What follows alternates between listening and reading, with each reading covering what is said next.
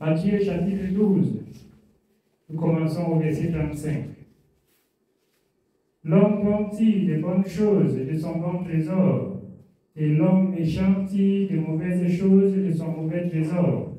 Le conseil de l'Éternel. La parole de l'Éternel par le Seigneur lui-même. L'homme bon tire de bonnes choses dans son bon trésor, et le méchant tire de mauvaises choses dans son mauvais trésor. Le mal ne va jamais se mélanger avec le bien. Si tu te dis bien donner ta vie à Jésus et que tu pratiques le mal, la récompense du mal, c'est l'amertume, c'est les cris, ce sont les douleurs, ce sont des lamentations. Le juste, l'Éternel dit, le malheur peut même l'atteindre, mais l'Éternel ne l'abandonne pas, parce que l'Éternel veille sur lui pour le délivrer toujours du mal. C'est pour cette raison que vous pouvez comprendre, l'homme bon tire de son bon trésor les meilleurs fruits. L'homme méchant tire de sa méchanceté les mauvaises fruits. Dit en conclusion que Dieu est juste. Si le mal nous arrive et persiste, c'est que nous avons fait mal. Ça demande souvent les enfants de Dieu un peu pour entendre cela. Ça fait un peu mal d'entendre cela. Qu'on souffre et qu'on dit qu'on souffre pour sa propre cause. Les saints ne devraient plus souffrir et voir qu'il y a les vampires dans le quartier, voir qu'il y a les sorciers, voir qu'il y a les ceci et cela. Mais le saint devrait souffrir et voir qu'il n'a pas obéi à la parole de son Dieu. Et Dieu a laissé la permission à l'ennemi de le toucher. En conclusion, le saint devrait se plaindre seulement qu'il n'a pas obéi à la parole de Dieu et que Dieu ne l'a pas protégé. C'est l'Éternel qui dit, l'ange de l'Éternel campe autour de ceux qui le craignent et les arrache du danger. C'est lui-même qui dit dans 1 Jean 5,19, le monde entier est sous l'empire satanique. Et il ne permet pas qu'il touche à un saint. C'est pour cette raison que dans le même chapitre, dans le même livre de Matthieu, il dit, même la chevelure de votre tête est comptée. Pour que l'ennemi touche à un grain, il aura la permission de Jésus. Si ce n'est pas la permission de Jésus, il ne touche pas. Mais si Jésus quitte, il prend même toute la vie. L'homme bon tire de son bon trésor. L'homme bon tire de son bon trésor les meilleurs produits. L'homme méchant tire de sa méchanceté les mauvais produits. Si tu es bon, tu l'es pour toi-même. Si tu es méchant, c'est toi qui emporteras la paix. Amen. On continue? Nous continuons au verset 36.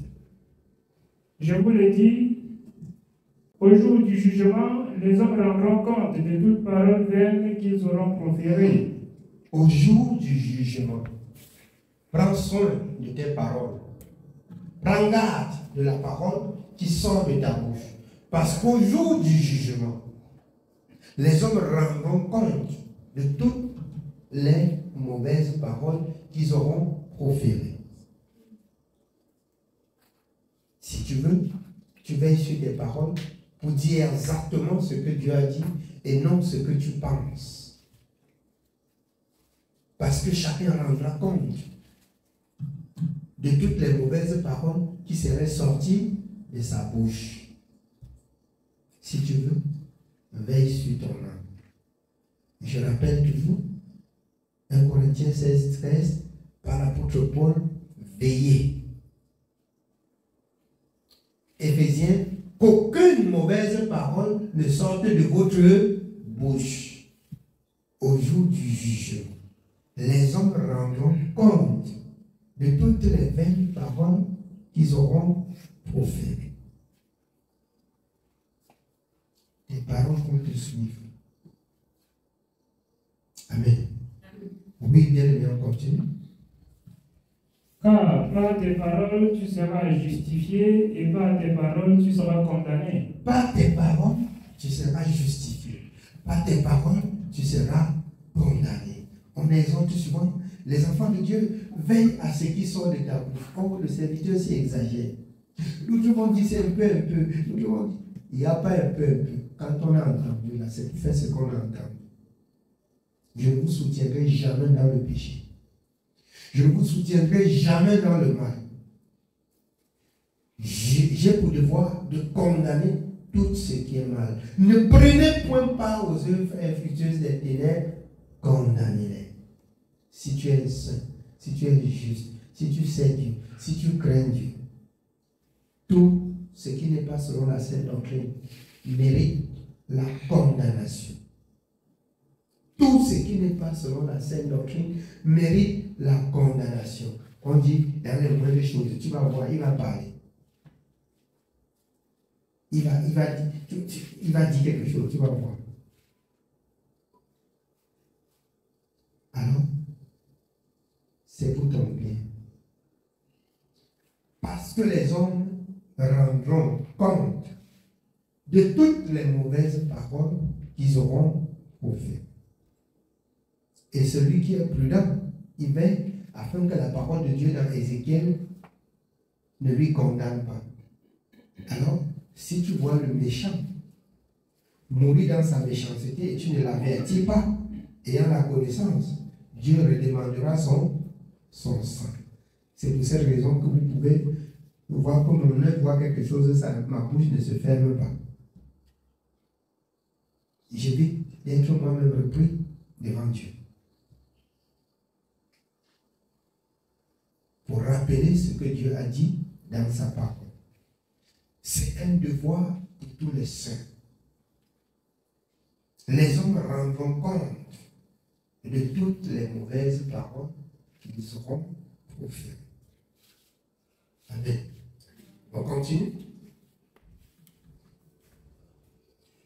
Au verset 38, nous continuons.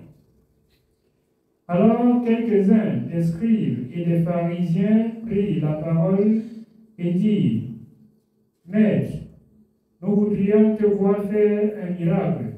Les choses que tu racontes pour la faire, nous un petit miracle là-bas, on voit. Nous voudrions te voir faire un miracle. Comme si le Seigneur était leur jeu à manipuler. On entend que dans l'église là, il y a la parole de Dieu. On vient pour attendre de voir comment le pasteur va faire le miracle. On ne vient pas pour écouter la parole de Dieu, faire la volonté de Dieu pour être sauvé. Le miracle là serait comme pour Jonas. On continue. Au verset 39, il leur répondit, une génération méchante et adultère demande un miracle. Une génération méchante et adultère demande un miracle. Demande un miracle. Quel miracle lui sera donné? Obéissons à la parole de Dieu. Ne vivons pas dans le péché et on attend voir un Dieu qui fait les miracles pour raconter aux gens que Dieu fait les miracles. Comme ce bon pasteur dehors, ils ne font leur publicité qu'avec le miracle. Ils ne font leur publicité qu'avec la soirée de délivrance, comme si ce sont eux qui proclamaient la délivrance.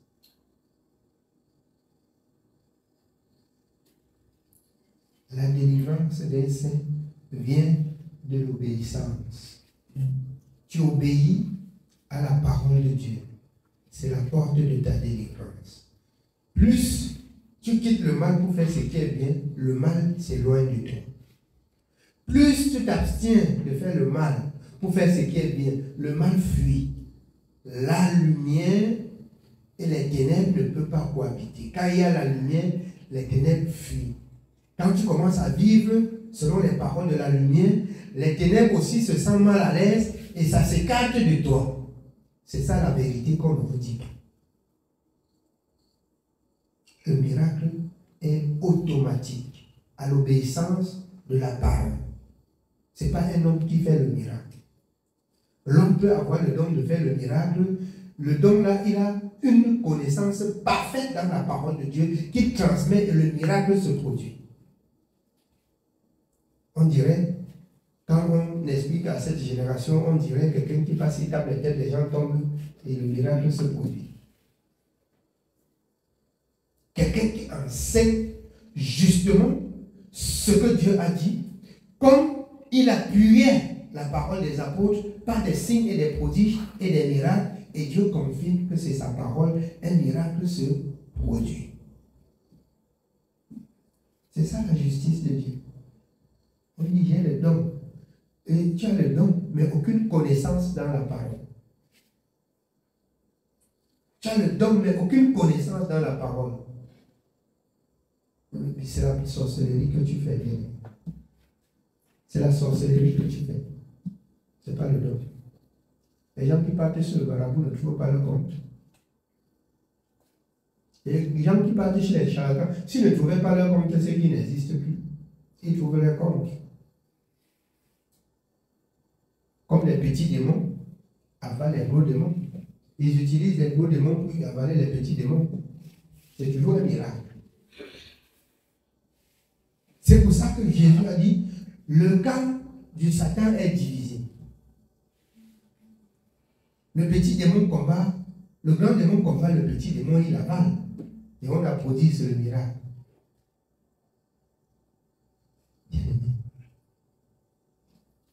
Il n'y a pas, pour les enfants de Dieu, le miracle sans la parole de la vérité. Et il n'y a pas, il y a de même chez les païens le miracle sans la justice. Mais ce sont des miracles mensongers dont la parole de Dieu fait mention dans le livre de Matthieu 24. Voilà comment faire la différence entre les miracles mensongers et les miracles opérés par le Dieu de la parole. Elle s'accompagne de la parole de la vérité. Beaucoup de ceux qui autrefois ont travaillé avec nous, on voyait que j'empêche les gens de grandir. Il y a une démonstration. Feu du Saint-Esprit et les démons tombent. Et que c'est où dans la parole? La parole, nous devions nous appliquer point par point selon ce que Jésus a enseigné. Si on en manque ou on retranche, Apocalypse, Deutéronome, comme dans plusieurs autres passages, on sera retranchés nous-mêmes. On ne manque rien dans ce que le Seigneur a dit. Vous mettez en pratique la parole de Dieu. Beaucoup ont expérimenté. Vous mettez en pratique la parole de Dieu sans pécher contre Dieu. Même dans votre état d'ignorance, dans votre sommeil, l'ennemi vous combat, l'Éternel combat pour vous quand vous gardez même silence sans prononcer le nom de Jésus. Parce que vous êtes juste, parce que vous êtes saint, l'Éternel défend le saint. L'Éternel défend le juste. Tu te lèves, tu rends témoignage à la victoire du combat la nuit que tu n'as pas combattu, que tu as vu quelqu'un combattre pour toi.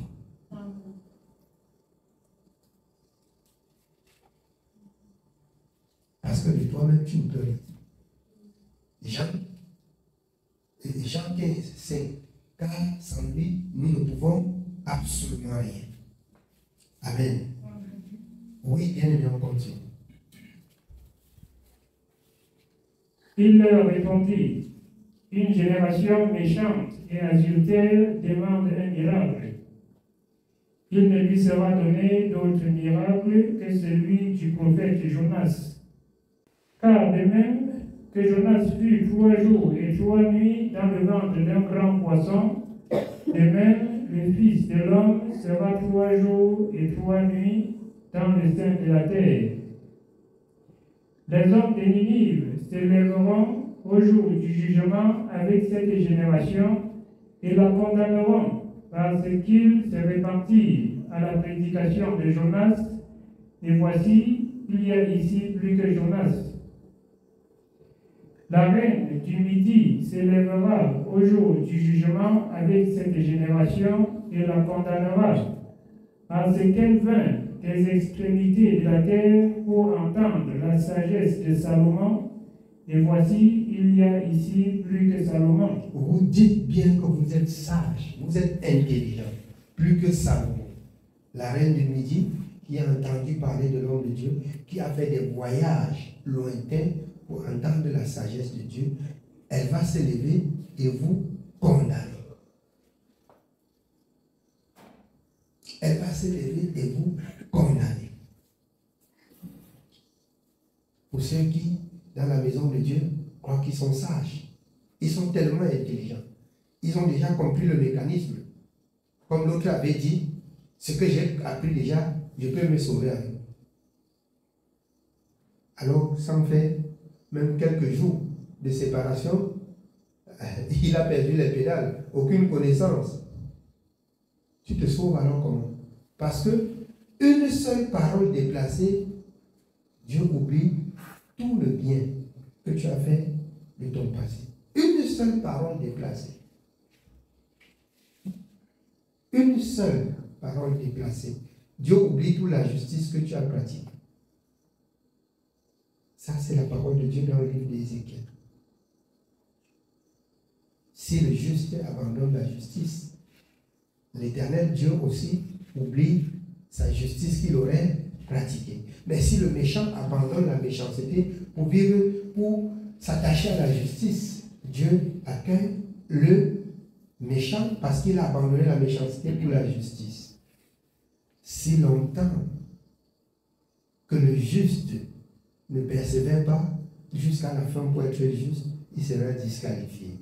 Si longtemps que le méchant est méchant et qu'au dernier jour, à la dernière seconde de sa respiration, il reconnaît qu'il était ignorant, qu'il y a un Dieu vivant, il est sauvé. Et toi qui as passé toute la vie à l'église, dans la parole, sans faire la volonté de Dieu, tu es rejeté du lieu saint.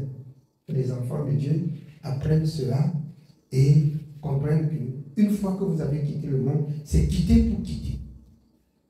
C'est quitter pour quitter. On ne retourne plus. Amen. Oui, bienvenue. Nous sommes au verset 43. Lorsque l'esprit impur est sorti d'un homme, il va par des lieux arides, cherchant du repos, et il n'en trouve point. Alors il dit, je retournerai dans ma maison d'où je suis sorti. Et quand il arrive, il la trouve vide, balayée et ornée.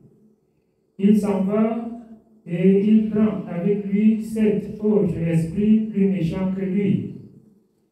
Ils entrent dans la maison, s'y établissent, et la dernière condition de ce dernier est pire que la première. Donc, comme vous prenez la parole pour jouer un peu avec eux, si par hasard l'ennemi vous rend visite, il trouve que la parole de Dieu n'est pas dans votre cœur,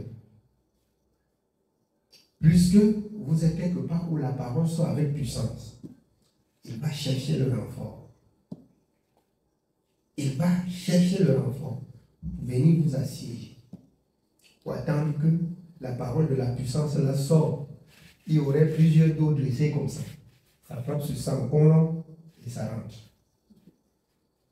Et vous allez périr. Il faut qu'on vous dise la vérité dans l'enseignement. Et votre dernière condition devient difficile. Amen. Donc si vous avez cru, gardez la parole. Car le Seigneur dit, l'ennemi rôde comme un lion rugissant. Parce qu'il sait qu'à un moment donné, vous pouvez être distrait pour côtoyer le mal. Or, c'est le mal qui ouvre la porte à l'ennemi d'agir dans votre vie. Amen. Oui, on continue bien. Il en sera de même pour cette génération méchante. Au verset 46. Comme Jésus s'adressait encore à la foule, voici sa mère et ses frères qui étaient dehors cherchaient à lui parler. Quelqu'un lui dit, voici ta mère et tes frères sont dehors et ils cherchent à te parler. Mais Jésus répondit à celui qui le lui disait, qui est ma mère et qui sont mes frères? Puis, étendant la main sur ses disciples, il dit, voici ma mère et mes frères. Car quiconque fait la volonté de mon Père qui est dans les cieux, celui-là est mon frère, et ma sœur, et ma mère. Amen. Je vous dis, ce chapitre du livre de Matthieu, bien-aimé, est tellement riche qu'elle donne aux enfants de Dieu de comprendre que lorsque vous avez cru, fini avec la chair, fini avec la chair, qui est ma mère, qui sont mes frères, qui sont mes soeurs, dehors là-bas, je ne les connais pas. Vous aujourd'hui, vous donnez les enfants à Dieu, des adultères, des rebelles, des n'importe quoi, et vous attribuez à Dieu comme enfants de Dieu. Faites très attention. Faites très attention. Les adultères, on appelle enfants de Dieu. Les rebelles, les incrédules, on appelle enfants de Dieu. Jésus a fait une démarcation très, très importante. Ceux-là dehors. Qui sont ceux-là? Je ne les connais pas. C'est ici, ceux avec qui il était dans la parole, ce sont là mes frères, mes soeurs, ma mère, ma famille. Que ça nous réveille l'esprit. Pour ne plus nous attacher à la chair et donner même des impurs, des impudiques, des ceci, on qualifie pour enfants de Dieu. Vous allez chercher tous les moyens de tirer sur moi. Sur ça là, je vous dirai la même chose. Dieu ne prend point plaisir au vain sacrifice. On ne sacrifie pas ce que Dieu n'a pas agréé et ça marche. Appelez le péché par son nom. Condamnez le péché qui mérite d'être condamné. Et vous verrez Dieu agir. C'est Dieu qui sauve, ce n'est pas un homme qui sauve. C'est Dieu qui conduit dans le royaume, ce n'est pas un homme qui pousse dans le royaume. Ne donnez plus des pécheurs, n'appelez plus pécheurs saints. On présente des adultères, des ceci, comme des enfants de Dieu. Ça ne marche pas. Ça ne marche pas.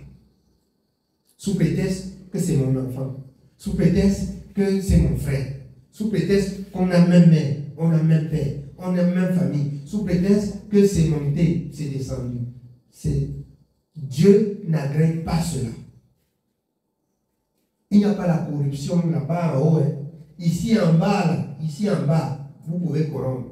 Ce que vous avez corrompu ici, là, ça n'entre pas là-bas. Afin que l'homme apprenne à vivre justement pour négocier sa propre place là-bas. Parce que les corrompus n'entreront jamais dans le royaume. Si tu commences à tisser les complots pour corrompre, c'est-à-dire pour forcer, pour attribuer à Dieu ceux qui ne sont pas dignes, toi-même, tu n'iras pas là-bas. Même si tu marches selon la justice. Rien que pour le simple fait que tu appelles les pécheurs les saints, ça te disqualifie. Vous avez lu tout à l'heure dans le livre de Matthieu, au chapitre 12 au verset 35. Chacun rendra compte de toute parole vaine qu'il aurait proférée. Tout ce qui n'est pas juste que tu as dit là, c'est ça qui te disqualifie.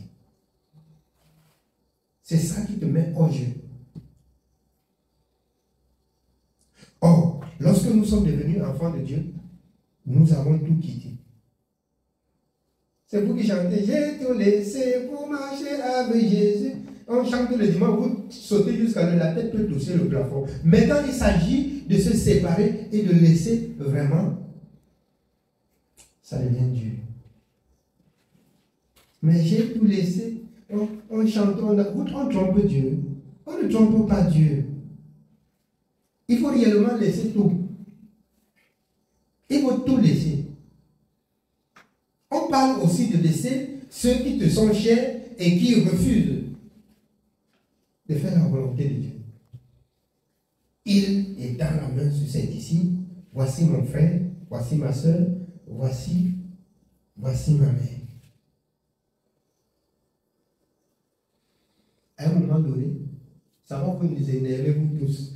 Mais je vais vous dire quelque chose ce soir. Tout ce qui peut vous énerver et me pousser à changer, vous dire ce qui va vous plaire, il n'y en a pas. Il n'y en a pas. Celui qui voulait être sauvé doit supporter et marcher selon la sainte doctrine. En dehors de ça, il ne verra pas ce grand Dieu saint. Amen. Alors, je vais prendre un exemple d'Abraham. Dieu, dans son amour, a tant aimé le monde qu'il a donné son Fils unique afin que quiconque croit en lui ne périsse point, mais qu'il ait la vie éternelle. Jésus vient, il dit, suis-moi, suis-moi.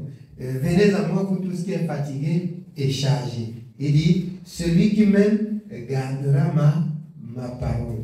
Ça ne relève pas seulement d'aujourd'hui. Avec Abraham, vous allez comprendre l'alliance de la circoncision. La marche, quand le Seigneur dit à Abraham, quitte ta patrie, viens suivre moi. Et lui, il fait avec lui l'alliance, des paroles de l'alliance, comme avec le Seigneur Jésus, le péché. On s'accorde pour que je quitte. Vous vous êtes, de même que vous vous êtes accordé avec Dieu pour quitter le monde. C'est pour quitter le péché, c'est pas ça? Et pourquoi vous quittez le péché sans quitter? Ça devient dur comment? Le problème est où? On quitte le péché sans quitter. Quitte! Ça veut dire c'est fini. Quittez pas, vous côtoyez le péché, c'est ici, c'est les poches. Mon ami, mon âme pour tirer là. Là où il faut tirer là, il va tirer. On ne négocie pas, on tire. Parce que tu laisses là, ça va, l'adversaire tire sur toi. Nous sommes en guerre. Nous sommes en guerre. C'est pour cette raison que le serviteur Paul dit, prenez toutes les armes spirituelles avec lesquelles vous pouvez éteindre toutes les traits enflammés de la part de l'ennemi. Nous sommes en guerre. Prenons toutes les armes. Et l'arme que tu as pris, mon ami, ce n'est pas pour jouer avec, sinon l'ennemi t'abat. Vous avez compris? Au temps de Bagassi, que l'État a envoyé les militaires à Bagassi, le militaire voit l'adversaire, il montre les dents. Il montre les dents à l'adversaire. Rien que du simple fait qu'il a entendu l'adversaire, il cherche les plans, il ne veut même pas le voir. Il veut quelque chose qui va brûler toute la partie où il a senti son bruit là-bas. C'est pas ça? Il ne cherche même pas à le localiser. Là où il y a eu bruit là, il cherche quelque chose qui va détruire tout ce qui est là-bas. Voilà les enfants de Dieu faits. Voilà les enfants de Dieu qui sont prêts à hériter le royaume. Il l'entend, il lutte pour le péché jusqu'à même l'odeur n'entre pas dans sa maison. Oui. Vous entendez? Et tout ce qu'il raconte là, quelqu'un peut être saint comme ça? Oui. Si il y a eu parmi les disciples, les apôtres, s'ils ont gardé la parole, Dieu a dit, ce sont des hommes de la même nature que nous. Nous pouvons garder la parole. Et c'est l'Éternel qui soutient. Il veut voir ton engagement. Tu es sincère, il te soutient et la fin du péché est là. Amen. Nous lisons Genèse chapitre 17, à partir du verset 1. Avec Abraham, donc je disais. Genèse chapitre 17, nous commençons au verset 1. Lorsqu'Abraham fut âgé de 99 ans, l'Éternel apparut à Abraham et lui dit, je suis le Dieu Tout-Puissant, marche devant ma face et sois intègre. Je suis, l'Éternel parle à Abraham, je suis le Dieu Tout-Puissant, marche devant ma face et sois intègre. Il y a l'intégrité pour atteindre le but pour lequel Dieu t'a appelé. Tu n'es pas intègre. Tu montres les dents. Je suis devenu chrétien. Tu montres les dents. Je vais entrer dans le royaume de Dieu. Quel est le royaume de quel Dieu? Dieu ne réunit pas les pécheurs. Dieu ne réunit pas les pécheurs. Il faut qu'on vous dise la vérité. Il dit qu'il marche devant sa face et qu'il fait comment? Sois intègre dans ce que je vais te dire. Sois intègre. On continue? Nous sommes au verset 2. J'établirai mon alliance entre moi et toi, et je te multiplierai à l'infini. C'est l'intégrité qui pousse Dieu à établir son alliance avec Abraham. Tu es intègre, j'établis mon alliance entre toi et moi. Et je te ferai comment? Je te multiplierai. Je ferai de toi une nation. La multiplication, la bénédiction. Il y a ici une alliance. Il y a ici l'intégrité de ce que tu as entendu venant de la parole de l'Éternel. Il y a l'intégrité qui par la suite pousse Dieu à établir l'alliance avec toi. C'est-à-dire à bâtir sa présence dans ta vie. Pour désormais être le guide de ta vie, de ta maison et du peuple qui s'attacheront à toi. Amen. Oui, bien. On continue. Continuons au verset 3.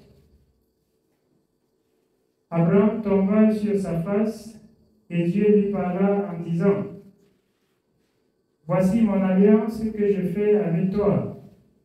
Tu deviendras père d'une multitude de nations. On ne t'appellera plus Abraham, mais ton nom sera Abraham. Car je te rends père d'une multitude de nations. Je te rendrai fécond à l'infini. Je ferai de toi des nations, et des rois sortiront de toi. J'établirai mon alliance entre moi et toi, et tes descendants après toi, selon leur génération. Ce sera une alliance perpétuelle, en vertu de laquelle je serai ton Dieu et celui de ta postérité après toi. Alors, tu es intègre, j'établis mon alliance avec toi, pour être ton Dieu et le Dieu de ta descendance. Je vais nous dire quelque chose. L'injustice que nous acceptons à nos enfants, à nos femmes, à nos proches, aujourd'hui pratiquée. Qu'est-ce qui peut pousser Dieu à établir une alliance avec nous de paix, de fidélité pour nous conduire? Déjà, quand dans notre conduite, il y a la jonglerie, il y a la méchanceté, il y a la protection du mal. L'alliance là, Dieu n'établit pas. Il n'établit pas. Vous pouvez comprendre pourquoi au temps de Samuel, la parole de l'Éternel était rare. Il y avait le livre, on le lisait partout, mais entendre Dieu parler, c'était un problème. Juste la Bible. Vous voyez? Alors, il y a combien de religions? C'est versé. Mais ceux-là qui vont vous parler au peuple de Dieu selon la justice, la vérité de la parole de Dieu, ils sont combien de toucher la justice, de parler selon la vérité? pour que Dieu soit avec toi, il faut que tu gardes au préalable ses commandements, sa parole, ses prescriptions. Il faut que, bien aimé, tu vas à la lettre, pas l'esprit. 2 Corinthiens 3,17. Car le Seigneur, c'est l'esprit. Là où est l'esprit du Seigneur, là est la liberté. Tu es libre parce que le Seigneur, l'esprit, le Seigneur par l'esprit te dit, tu fais, et selon la parole, c'est la même chose. Tu marches avec la parole, tu marches avec l'esprit, tu marches avec Dieu dans toute sa grandeur. La parole, là, selon Jean 1, au commencement était la parole. La parole était avec Dieu, la parole était Dieu. Toutes choses ont été faites par la parole. Tu obéis à la parole, tu as obéi à Dieu. Tu as obéi à l'Esprit de Dieu. Tu marches avec Dieu. Tu marches selon Dieu. Tu marches pour Dieu. Et Dieu ne peut pas te laisser. C'est ça la vérité. C'est ça la vérité. Dieu ne peut pas te laisser. Parce que tu obéis à sa parole. Mais combien de personnes, combien de pasteurs, les gens cherchent et recherchent encore, bien aimé, ce qu'ils vont manger. Et c'est tout. Amen. Oui, bien aimé, on continue. Nous continuons au verset 8. Je te donnerai et à tes descendants après toi le pays que tu habites comme étranger, tout le pays de Canaan, en possession perpétuelle, et je serai leur Dieu. Alors, le pays où tu habites qui ne t'appartient pas, là, il dit qu'il te donne à toi et à tes descendants. Vous voyez bien, aimé? Le Seigneur dit que tu es dans une maison en location. Il dit que comme je te parle là, tu obéis là, la maison là devient pour toi. La maison là devient pour toi. C'est la parole de l'Éternel. Mais sans l'Éternel, et quand vous retournez dans l'agir, tu travailles même, tu t'époumones, ça rentre dans la poche percée. Tu cherches après, ou tu manges, tu ne te rassasies pas.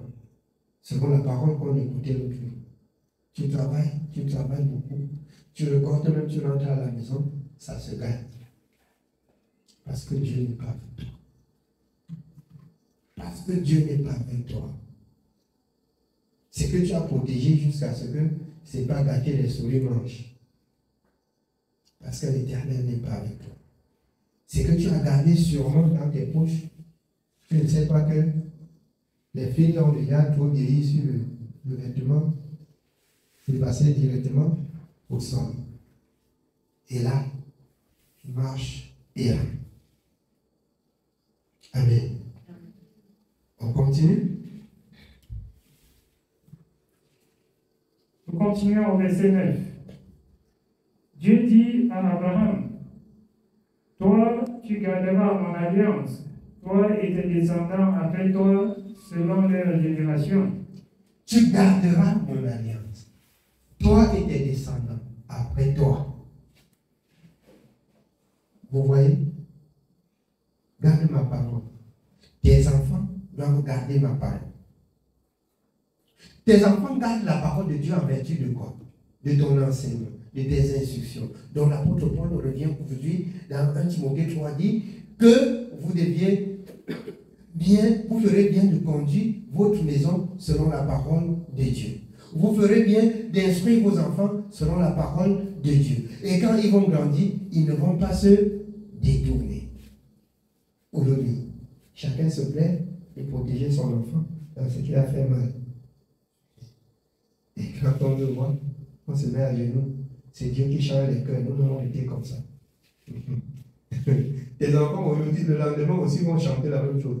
Ici, là, mineur, là, nous changeons le cœur. Amen. Mineur, là, nous changeons le cœur. Avant que ça n'arrive chez Dieu. Nous changeons. Nous changeons le cœur par l'enseignement, par la persévérance, par le conseil de Dieu. Et nous changeons les cœurs. Nous ramenons le cœur des enfants à Dieu. Et puis à nous-mêmes, par la parole de la vérité. Amen. Oui, bien. Au verset 10, nous continuons. C'est ici mon alliance que vous garderez entre moi et vous, et ta postérité après toi.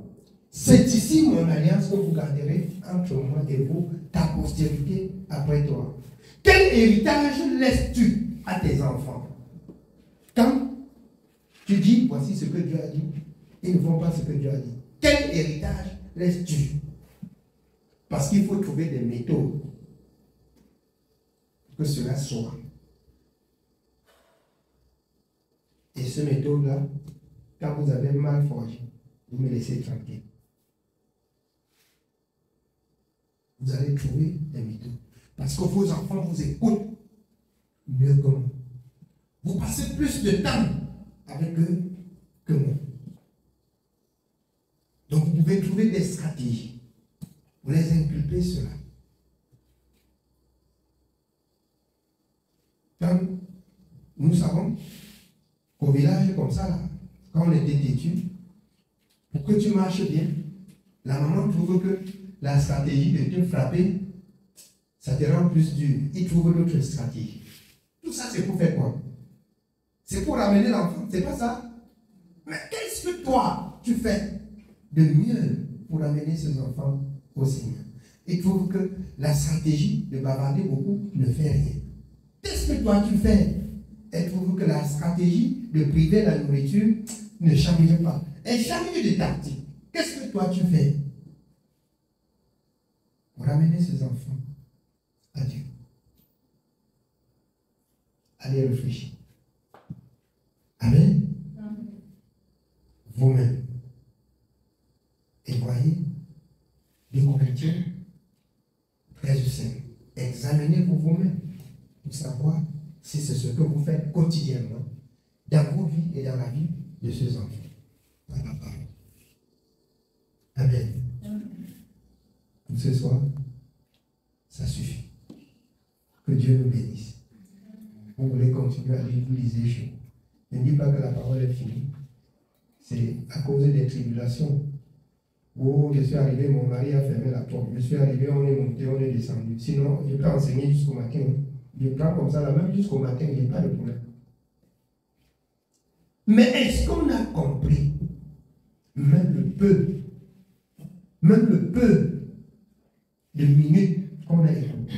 Est-ce qu'on a compris? Et si on a compris, est-ce qu'on met en pratique? C'est là le problème.